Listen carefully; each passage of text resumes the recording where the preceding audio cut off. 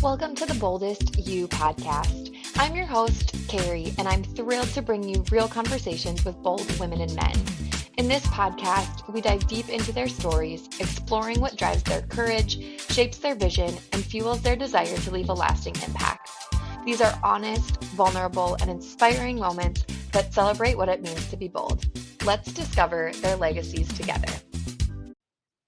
Hello, listeners. Welcome back to another episode of the Boldest You podcast. Today, we're doing a little bit different from the norm. I don't have a guest today. I wanted to do a short form episode. I know as we get into the start of summer, we're wrapping up May, we can have a lot going on. So I figured I would do something just short and sweet and to the point. The topic I want to talk about today is fun. Now, you're probably wondering, this podcast is about bold moments. What does fun have to do with it?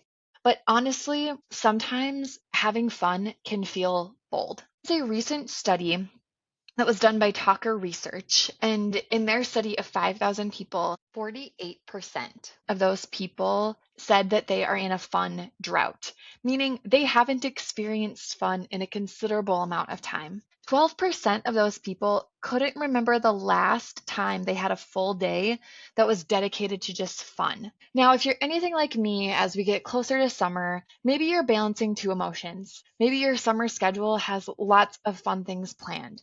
Maybe you have vacations and time with family or friends. Maybe you have dinners planned or road trips or just wanting to spend more time in the sunshine, especially if you live here in the Midwest like me, where sunshine isn't always what we get year round. On the flip side of that, if you're anything like me, you maybe are a little overwhelmed with a lot of those plans and trying to figure out how you're going to balance all of the fun things on your calendar with the load of work or just responsibilities that you have on your plate. In that same study, 42% said that the reason that they don't feel like they experience fun is because of more responsibilities on their plate. Maybe that's work, maybe that's family, maybe that's caregiving, maybe it's taking on a new role with a volunteer organization. There's lots of things that get put on our plate that can make us feel like we have too many things going on, that we don't have time for fun. Trust me, I have said that many times. And as I start to think about summer, again, being stuck in that place of, I want to have fun. I want to have a fun summer. I want to do all of these things, but I also feel like I have so much going on. I thought that's why talking about fun today was so important and how we can really go into summer with a fun mentality. Now, maybe you are someone who has that big vacation planned. There is a lot that goes into planning a big vacation. Yes, when you're on the trip, are you going to have a good time? Hopefully, if everything goes well. Yes, but there's a lot of planning that goes into a big vacation. You have to either book tickets or figure out your road trip plan.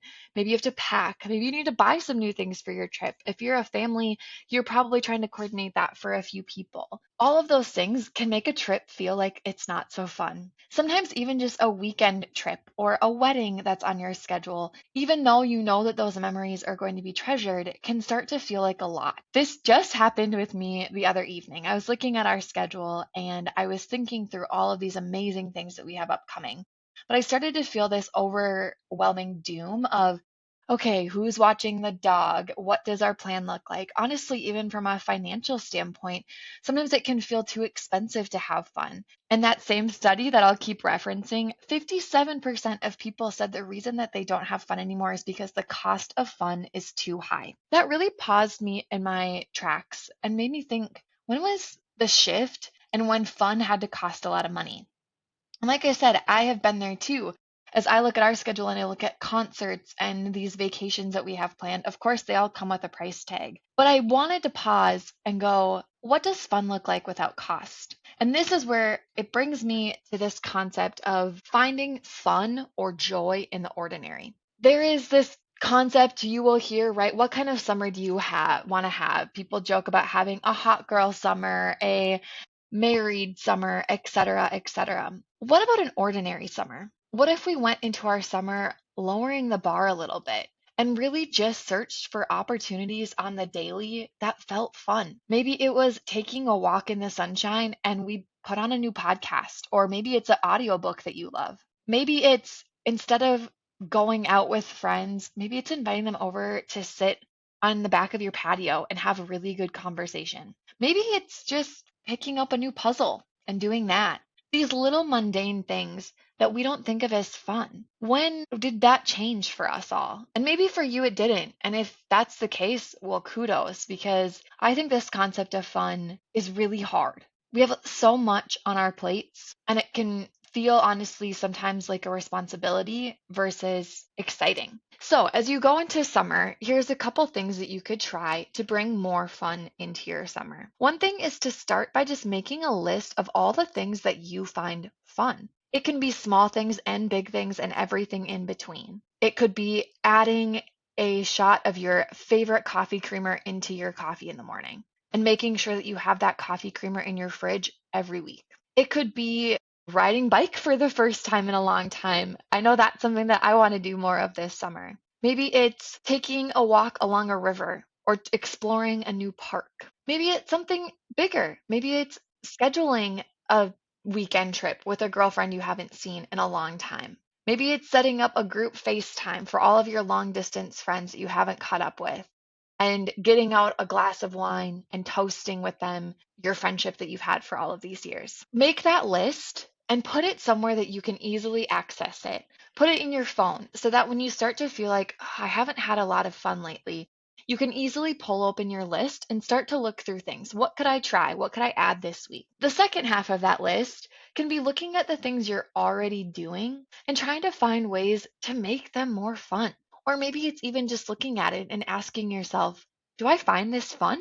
You might be surprised what you find fun. Maybe it's something so simple that you didn't even realize you were enjoying as much as you thought. I know that this, for me, is the daily walks that I do with my husband and my dog. I love summertime because it means that he's home more often. He is a school teacher and a coach.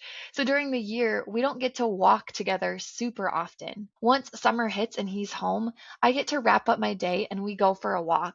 And sometimes those walks feel burdensome. Sometimes it's I have to do this because my dog needs to get some exercise. But lately, I've really started to reflect on how much I enjoy those walks because we get to laugh, we get to talk about our day, we get to catch up, and that is really fun. It's also fun to see my dog on these walks, right? He's discovering all sorts of new smells.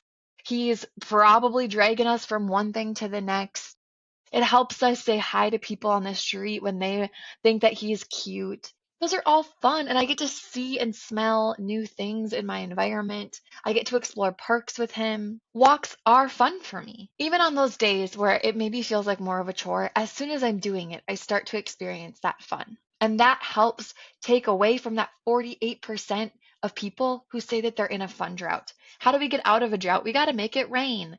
Well, to make it rain, we have to do the things that we find fun. Now, if you are feeling like, Carrie, I don't have enough time to add one more thing, trust me, I understand. Maybe it's stacking something fun onto something you're already doing. Go back to the coffee example. If you're someone that has to commute, maybe it is taking that extra time to add something fun into your coffee. Maybe it's allowing yourself one day a week to go to your favorite coffee shop and get it to go. Maybe it's asking a coworker if they want to take a meeting on a walk instead of sitting in a screen. Those things probably aren't the things that you think of when you think of fun, but we have to change our definition. If you are someone who likes maybe more of a challenge or a book, there's a great book by Annie F. Downs called Chase the Fun: 100 Days to Discover Fun Right Where You Are. This book is more like a daily task. It gives you a small reading to do and then a question to think about.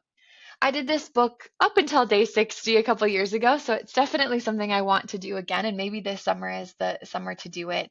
But what I distinctly remember was her talking about trying new foods. It's going to a restaurant and not allowing yourself to order what you always order and challenging yourself to try something different on the menu. Now, that sounds simple, but when you're a routine person like me and you have your staples at each of those restaurants, this didn't sound super fun to me. But I do love a good challenge. So I went to a restaurant with one of my friends and I always would order the grilled cheese and tomato soup. Always. It's one of my favorite things on their menu, but I challenged myself to try something different. I got a hot ham and cheese sandwich, and my goodness, it was delicious. And now I know when I go to that restaurant, I've got different options. And it was fun to put myself out of that comfort zone and order something new.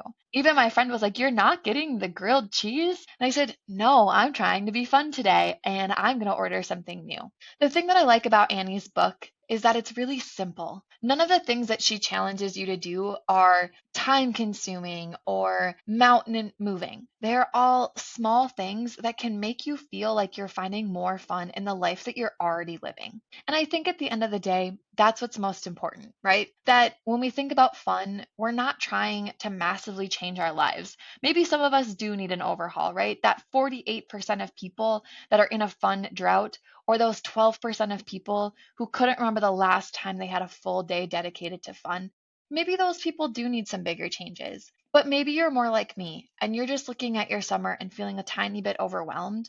And we got to change our mindset into looking at how can life be more fun this summer? How can I enjoy the things that I already have in front of me?